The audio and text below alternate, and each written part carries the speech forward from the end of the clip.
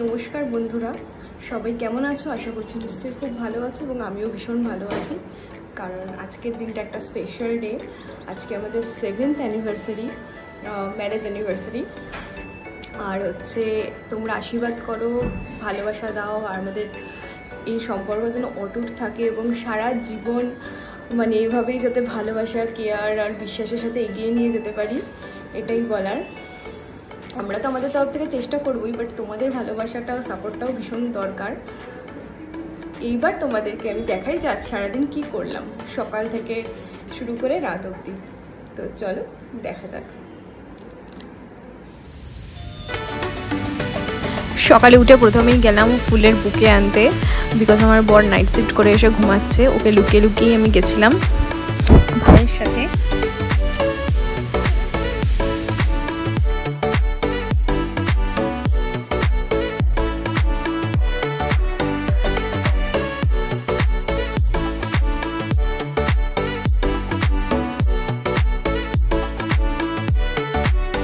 Table ready, cake ready, এবার হবে cake cutting.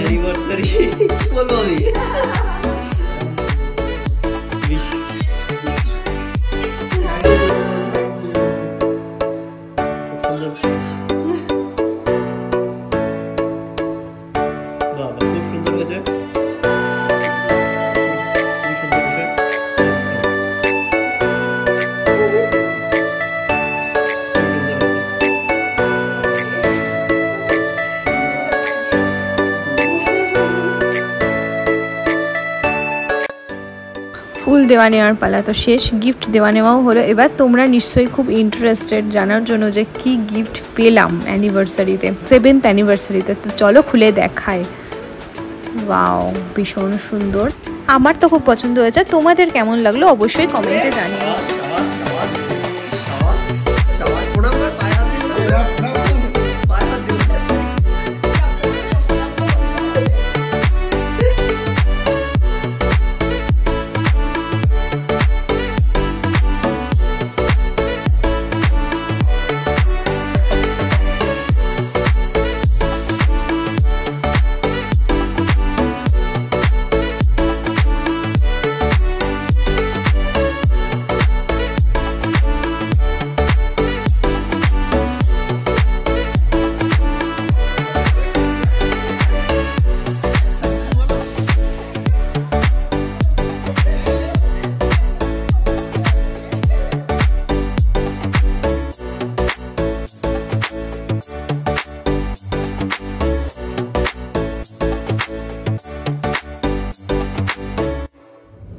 বাড়িতে সেলিব্রেশন কমপ্লিট করে আমরা চলে এলাম রেস্টুরেন্টে, বেঙ্গলি রেস্টুরেন্ট, ব্যাঙ্গালোরে, বাঙালিয়ানা স্বাদ, যার নাম হয়তো অনেকেই জানো, সর্ষে। কিন্তু এখানে আমরা বাঙালি খাবার সেরকমভাবে আজকে কিছুই খাবো না। বাঙালি বিরিয়ানি, যেটা এখানকার বিরিয়ানি তো অন্যরকম জানো, সাউথের বিরিয়ানি একটু ঝাল ঝাল, বাট বাঙালি বিরিয়ানি যে থাকে, আলু থাকে, এই থাকে, ডিম থাকে, ওই সব দিয়ে মাটন বিরিয়ানি খাবো। আচ্ছা, এখানে বিরিয়ানিটা কিন্তু আগে থেকে বুকিং করে রাখতে হয়, না হলে গিয়ার পাওয়া যাবে না, শেষ হয়ে যায় আর কি তাড়াতাড়ি। ভেতরের অ্যাম্বিয়েন্সটা তোমাদের একটু ঘুরিয়ে দেখায়, আর বেশ চারিদিকে বিভিন্ন শিল্পীদের ছবি লাগানো রয়েছে এবং বাংলা গান চলছে, একটা বাঙালি ফ্লেভার পাওয়া যাচ্ছে। বাট আমরা ডাব চিংড়ি বা পাতুরি এইসব কিছুই খাবো না, বিকজ এগুলো আমি বাড়িতে বানাতে পারি এবং বানিয়ে যথেষ্ট খাওয়া হয়। আমাদের স্টার্টার চলে এসছে ফিশ অর্লি, এটা কিন্তু ভীষণ টেস্টি, তোমরা এখানে আসলে মাস্ট ট্রাই করো। আমি জানি ব্যাঙ্গালোরে প্রচুর বাঙালি থাকে, তো তাদের জন্য এটা বলা। তো আমরা এখন স্টার্টারটা খেয়ে নিই, এনজয় করে নিই।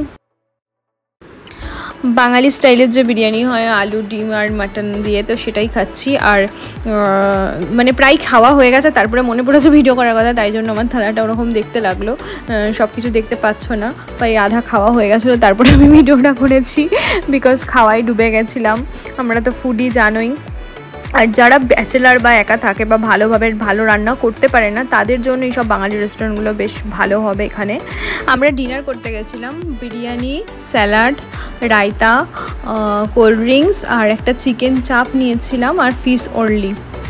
এখন আমরা রেস্টুরেন্ট থেকে বাড়ির পথে রওনা দিলাম, বাড়ি ফিরছি। ভাবলাম শাড়ি পরে এত যখন সাজুগুজু করেছি, বাড়িতে এসে একটা রিলস বানিয়ে নিই, বিকজ শাড়িতে সবসময় পরা হয় না। তো এবার তোমাদেরকে গিফট আনবক্সিং করে বা আনর্যাপিং করে দেখানোর পালা। একটা গিফট তো দেখেই নিয়েছো, এটা হচ্ছে ভাই যেটা দিয়েছে, সেটা সাফারির একটা trolley bag. Gold jewellery, trolley bag, এগুলো তো তোমাদের সাথে শেয়ার করলাম। এবার বাকি ছোটো ছোটো যে গিফটগুলো, সরি, কোনো গিফটই ছোট হয় না, ছোট কোনো গিফট না, যে গিফটই মন থেকে ভালোবাসার সাথে দেওয়া হয় সেটাই অনেক মূল্যবান। তো চলো তোমাদের সাথে এবার শেয়ার করে দিই। আর আমি ওকে যেটা দিয়েছি সেটা হচ্ছে লেন্স কাটের একটা আই প্রোটেক্টর, যেটা খুবই কাজের জিনিস। যে একটা আছে, আরও একটা দিলাম, বিকজ অফিসে একটা ইউজ করবে, বাড়িতে একটা ইউজ করবে। তো আজকের ভিডিওটা আমি এখানেই শেষ করছি। সবাই ভীষণ ভালো থেকো, সুস্থ থেকো এবং অবশ্যই আমার পাশে থেকো। বেল আইকনটি প্রেস করতে ভুলো না, তাহলে সব ভিডিও নোটিফিকেশন তোমাদের কাছে পৌঁছে যাবে। আর ভিডিওটা কেমন লাগলো অবশ্যই লাইক, কমেন্ট, শেয়ার করে জানিও। Thanks for watching.